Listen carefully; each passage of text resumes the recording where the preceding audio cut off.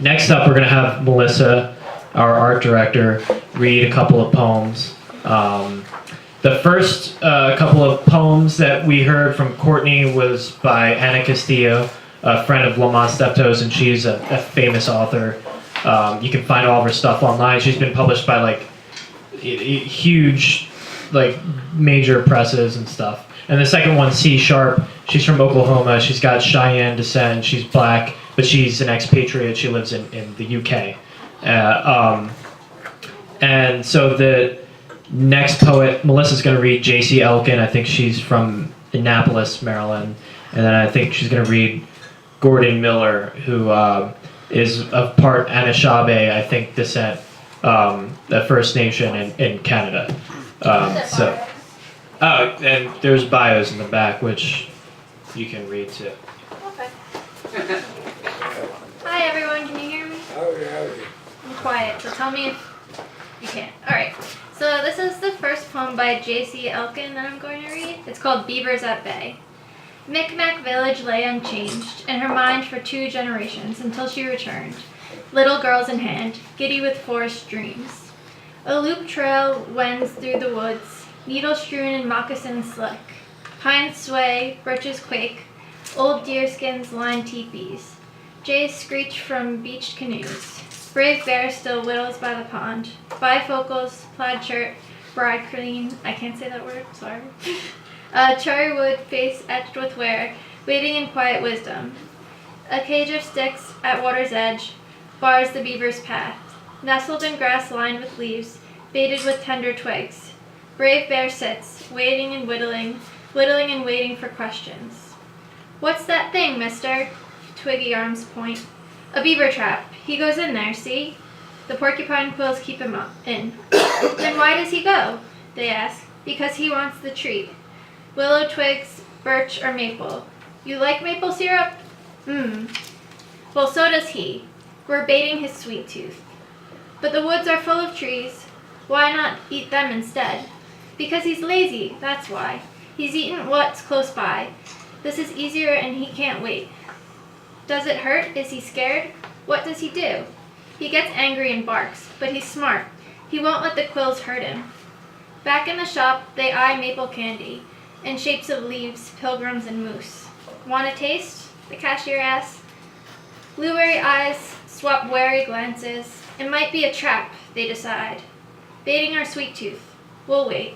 They race to the car, hand in hand, barking like beavers at bay.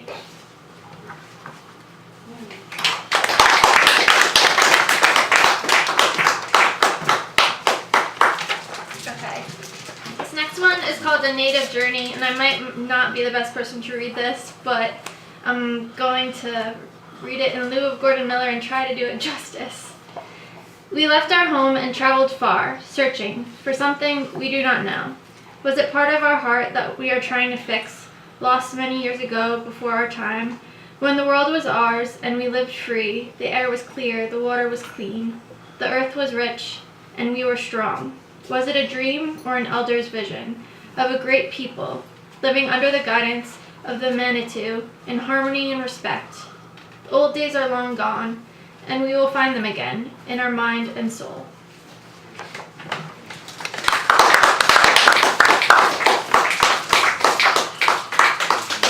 Next one is called The News from Up Here by Ruben Rodriguez. 3 young tulips stood by a watering hole dipping their roots.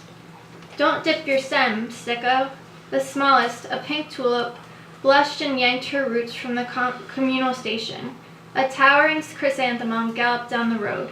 They're back and headed this way. The 3 tulips hiked up their leaves and tried to keep up with the chrysanthemum. At the tip of a 42nd level branch, a pine cone hung. He'd been waiting for a story all week, and his column in the Hamlet's most popular magazine was due in 3 hours. The day had been quiet, and all he could think about was his early morning tryst with a blue jay. He could still feel the beak sliding between his scales to peck away at his soul. He considered love, but was interrupted by a herd of screaming flora. They're coming!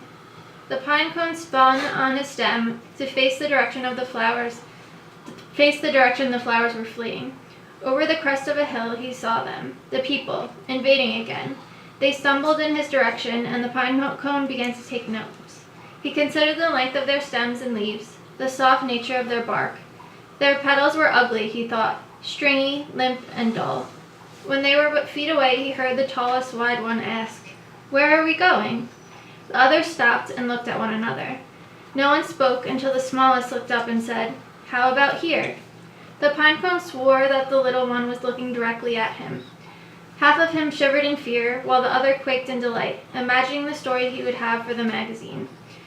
And in this frenzied vibration, stem broke free of branch, and the pine cone plummeted to the earth, striking the small one on the nose before hitting the ground. A wail like a coyote's ensued, and the pine cone tried to roll behind the tree trunk. The larger humans attended to the small one, and when the cries subsided, the largest bent down and picked up the pine cone to hand to the small one, who tossed it to the ground and proceeded to stomp. The pine cone cracked and chipped, silent until the humans walked away.